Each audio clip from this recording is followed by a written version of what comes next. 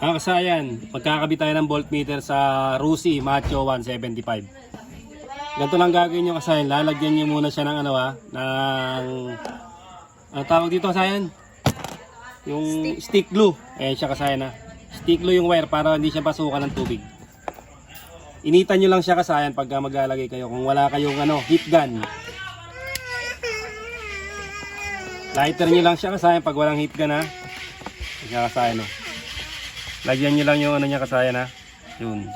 Para hindi siya mapasukan at humaba yung buhay ng voltmeter natin. Dito na tayo kasayan. Pwesto ipopesto muna natin kasayan dito.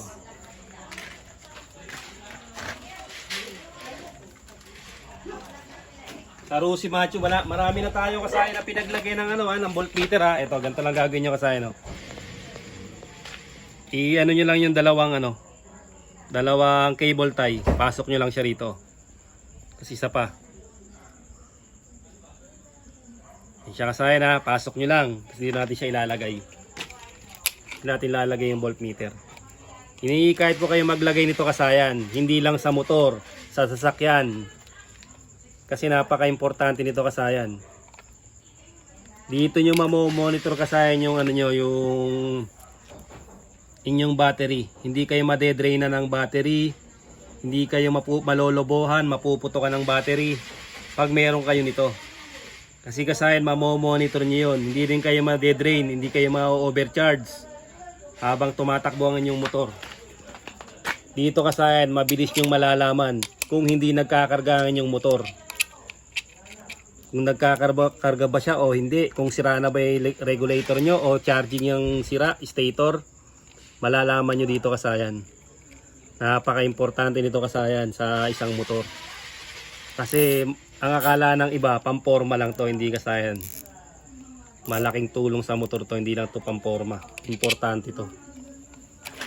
Maraming info ang ibibigay sa inyo nito. Kung overcharging na kayo, hindi nagcha-charge, malalaman nyo na to kasayan kagad. Sa Rusi Macho naman tayo kasayan. Maglalagay. Yan siya kasayan ha. Yan siya ilalagay. Tapos ipit na natin siya. Ano yung voltmeter natin kasayan? Ito po. Ito yung niya. Tapos dito may clip naman yan.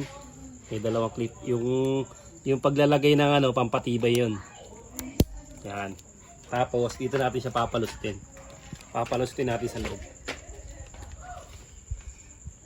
Tapos kasayan, tulad ng lagi kong sinasabi sa inyo, para kung testing agad. Yung laging sinasabi ko sa inyo kasayan na testing agad.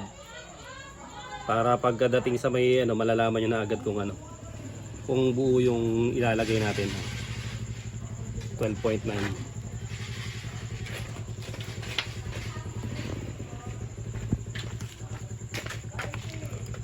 Dito natin papalustin kasi wala tayong makitang body ground dito Bali, papalustin natin siya dito. Ito yung negative, kulay green.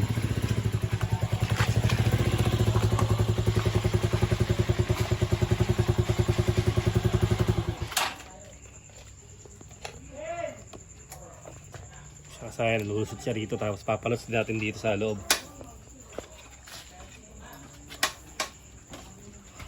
Maghahanap lang tayo ng kulay green tsaka ng kulay black. Dito pa rin sa kinabitan natin ng ng ilaw.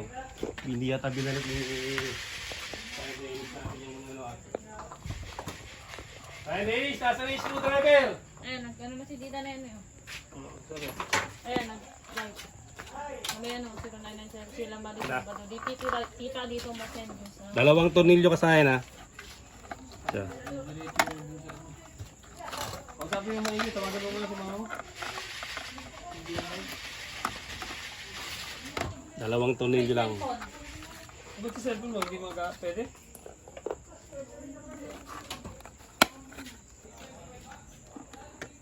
Ito, tutukan mo dito sa loob para kung saan yun. Yan na yung wire niya sa na. Papasok natin dito.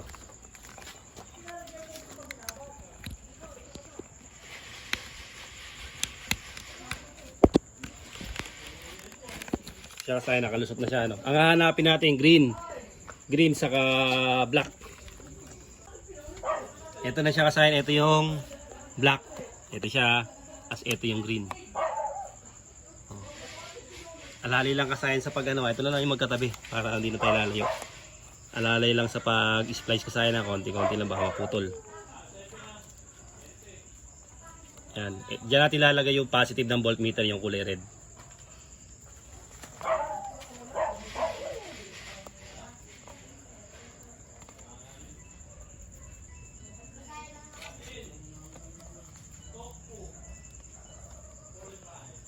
Tapos kasayad yung isa, yung kulay ano.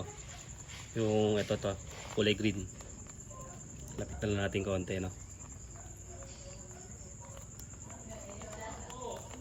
O, pwede rin dito sa mga green na yan. Marami namang green.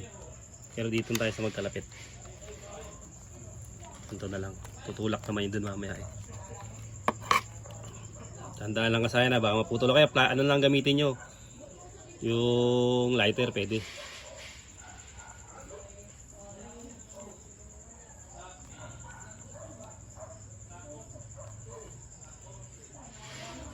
Aba, nakulat ko na ta. Nakulat kasaya na.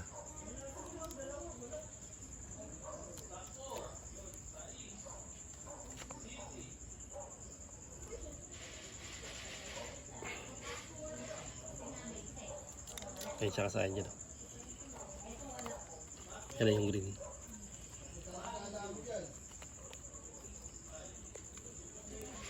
Sige kasaya na subukan buksan. Okay na yung voltmeter natin. Tingnan mo kung meron na.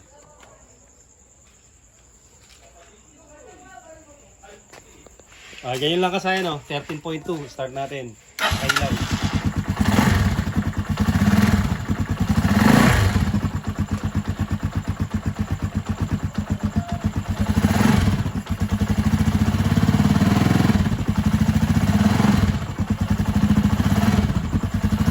Gano'n lang kasaya yung paglalagay ng voltmeter sa Rusi Macho 175 kasaya na. Maglagay kayo dito kasaya para malalaman nyo kung yung battery nyo drain. Pwede drain, overcharge, tsaka hindi nagcha-charge, tsaka low-bat. Malalaman nyo kung gagana yung starter. Kasaya, pagbukas nyo pa lang kasaya no. Kasaya nakabukas pa yung mga ilaw niya no. Pagka nakapatay pa yung ilaw niyan, mas mataas pa yung ano niyan. Mas mataas pa yung reading niya. Ayan siya kasaya no. 13.8. Ayan siya. Importante yan kasaya kaya kailangan meron ka yan. Anti-low-bat, anti-overcharge, anti-not charging. Hanggang dito lang mga kasayan. Salamat sa panunood.